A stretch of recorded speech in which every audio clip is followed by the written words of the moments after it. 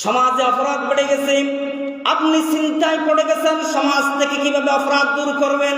চিন্তার কোনো কারণ নাই, সমাজের ভিতরে আপনি নামাজ প্রতিষ্ঠা করে দেন, সমাজ থেকে অপরাধ এমনিই দূর হয়ে যাবে।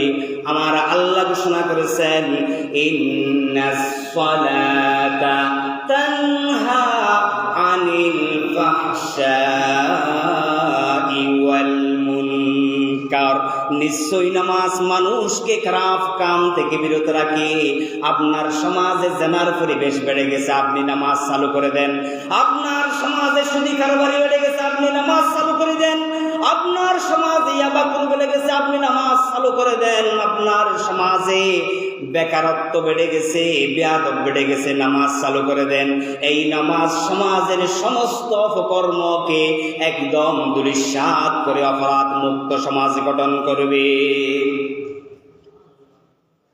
নবীজি সাল্লাল্লাহু আলাইহি ওয়াসাল্লাম বলেছেন, ইন্নাল হাসানাতি ইউযহিবুনাস সাইয়্যাত। যখন ভালো কাজের আগমন হয়ে যাবে, খারাপ কাজগুলো সমাজ থেকে ধূলিসাৎ হয়ে যাবে।